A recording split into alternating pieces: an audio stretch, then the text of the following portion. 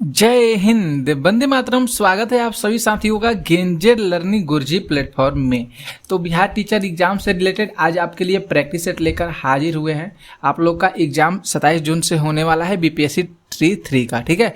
तो Bihar teacher exam जो इस बार लेने वाला है उसमें आप लोग देख सकते हैं कि जो पिछला बार एग्जाम हुआ था उसके पेपर लीक हो गया थे, उसकी वजह से ये एग्ज़ाम कैंसिल हो गया था।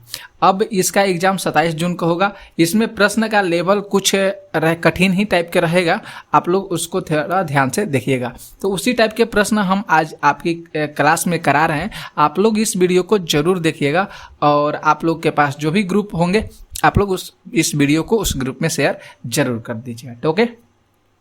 तो फर्स्ट प्रश्न पर हम लोग जिक्र करते हैं। जो यहाँ पे फर्स्ट प्रश्न दिया गया है कि यदि थर्मस में 2 ग्लास के बीच की दीवार खाली हो, जो थर्मस होता है उसमें 2 ग्लास के बीच की दीवार खाली हो, जो निर्वात बीच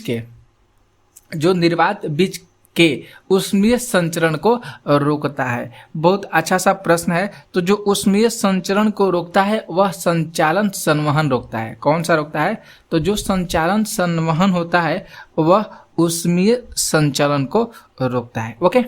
अब यहाँ पे संवहन की बात किया जाए, संवहन होता क्या है? तो संवहन वह विधि होता है दोस्तों जिसमें ऊष्मा का संचरण पदार्थ के कणों के रूप में स्थानांतरण को द्वारा होता है। पदार्थ के कणों के रूप में स्थानांतरण के द्वारा होता है, उसी को हम संवहन कहते हैं, ओके।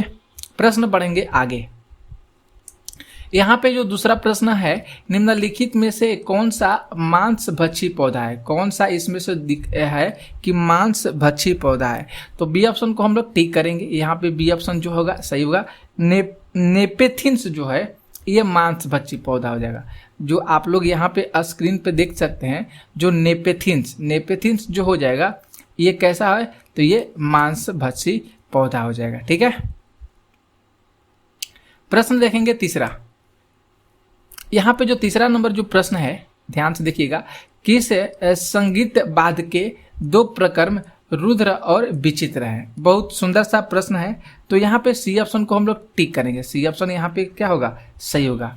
इसके 2 प्रकर्म रुद्र और विचित्र कौन कौन से हैं? तो वीणा के हो जाएंगे। किसके हो जाएंगे? तो वीणा के हो जाएंगे, ओके। प्रश्न बढ़ेंगे हम लोग 4 पे।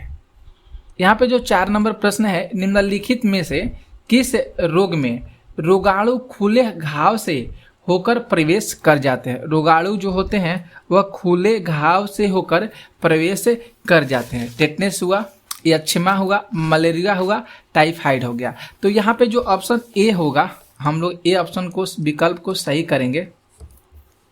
टेटनेस में देखने को कहाँ मिलता है? जो खुले घाव से होकर प्रवेश कर जाते हैं, जो रोगाणु होते हैं वह टेटनेस में होता है। ऑप्शन ए सही हो रहा है। प्रश्न बढ़ेंगे 5 पे। यहाँ पे जो 5 नंबर प्रश्न है, निकटतम तारे से पृथ्वी पर प्रकाश कितने समय में पहुंचता है? निकटतम तारे से पृथ्वी पर प्रकाश जो है कितने समय में पहुंचता है? सुंदर सा प्रश्न है। तो ऑप्शन हम लोग यहाँ पे जो 4.3 प्रकाश वर्ष है इसको हम लोग टिक करेंगे। डी ऑप्शन यहाँ पे सही होगा। 4.3 प्रकाश वर्ष जो ऑप्शन यहाँ पे डी हो रहा है ये सही हो रहा है, ओके। आगे देखिएगा, प्रश्न हम लोग 7 पे चलेंगे। 7 नंबर प्रश्न है। यहाँ पे जो 7 प्रश्न आप लोग देख रहे हैं कि विश्व का वह प्रथम देश जहां समलैंगिक विवाह मान्यता को रोल बैक किया है। तो ऑप्शन हम लोग यहाँ पे ए ऑप्शन को सही करेंगे। बरमूडा, वह कौन सा देश हो जाएगा? तो वह देश हो जाएगा बरमूडा। वह विश्व का प्रथम देश हो जाएगा बरमूडा, जहां समलैंगिक विवाह को समाप्त कर दिया गया है। कब समाप्त किया है बरमूडा समलैंगिक विवाह को? तो 2017 में समाप्त किया है। कब किया है समाप्त दोस्तों? तो 2017 में समाप्त किया है, ओके। प्रश्न बढ़ेंगे हम लोग अगला। देखिए थोड़ा सा यहाँ पे हम चेंज कर दिए क्या, तो यहाँ पे जो प्रश्न 7 के बाद 8 होना चाहिए, यहाँ पे हमने चेंज कर दिया। रासायनिक यौगिक का सबसे छोटा संभावी यूनिट क्या होता है? रासायनिक यौगिक का सबसे छोटा संभावी यूनिट क्या होता है? तो यहाँ पे दोस्तों कुछ इधर से उधर प्रश्न हो गया है। तो रासायनिक यौगिक का सबसे छोटा संभावी यूनिट जो होता है अणु होता है। क्या होता है? तो सबसे छोटा यूनिट अणु होता है, ठीक है। इसे ध्यान में जरूर रखिएगा। प्रश्न पढ़ेंगे हम लोग 8 पे। वहाँ पे गलत हो गया था। 8 जो प्रश्न है कि मानव अंग में विटामिन नहीं करता है, मतलब मानव का जो अंग होता है उसमें विटामिन डैश की आपूर्ति नहीं करता है। विटामिन जो है यहाँ पे जो ब्लैंक्स होना चाहिए, यहाँ पे ब्लैंक्स होना चाहिए दोस्तों, डैश की आपूर्ति नहीं करता है, ये होना चाहिए प्रश्न में। तो ऑप्शन हम लोग डी ऑप्शन को सही करेंगे, कार्य शक्ति की आपूर्ति। यहाँ पे जो डी ऑप्शन हो रहा है ये सही हो रहा है, कार्य शक्ति की आपूर्ति। ओके, प्रश्न देखिएगा 9 पे।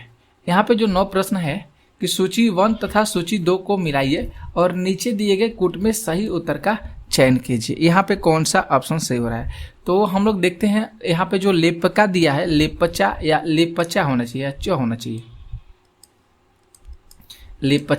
लेपचा जो ये है ये कहाँ की जनजाति है, तो सिक्किम की है। यहाँ पे दूसरा सही होगा। मारिया छत्तीसगढ़ का हो जाएगा।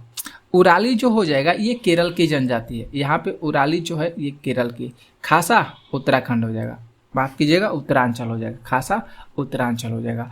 तो आप लोग का ऑप्शन अगर दिया रहेगा कौन कौन सा ऑप्शन यहाँ पे देखने को मिल जाएगा, तो 2 3 4 1, 2 3 4 1 जो विकल्प दिया रहेगा आप लोग उसको सही कर लीजिएगा। ठीक है, प्रश्न 10 देखेंगे। 10 नंबर प्रश्न है कि अम्लता कम करने के लिए उपयोग की जाने वाली एलिजेल गोली में क्या होता है। एलिजेल गोली में क्या होता है, तो इसमें एल्यूमिनियम हाइड्रोक्साइड होता है। क्या होता है इसमें, तो एल्यूमिनियम हाइड्रोक्साइड होता है, जो अम्लता कम करने के लिए एलिजेल गोली में होता है। ठीक है, ध्यान में रखिएगा। प्रश्न बढ़ेंगे 11 पे। 11 प्रश्न है कि अत्यधिक आघात वर्धनीय धातु कौन सी है। अधिक आघात वर्धनीय धातु जो हो जाएगा वह हो जाएगा सोना हो जाएगा। वह कौन सा हो जाएगा, सोना हो जाएगा। थोड़ा सा देखिए साथियों, सिस्टम में कुछ प्रॉब्लम आ जा रही है जिसकी वजह से ये जो पेन है ये काम सही से नहीं कर पा रहा है। तो वो 12 देखेंगे। प्रश्न है, कह रहा है देखिए कि एक मलेरिया रोधी औषधि की तरह उपयोगी यौगिक कौन सा है, मलेरिया रोधी। तो हम लोग बी ऑप्शन को सही करेंगे, फ्लोरोक्विन जो हो जाएगा ये मलेरिया रोधी औषधि है।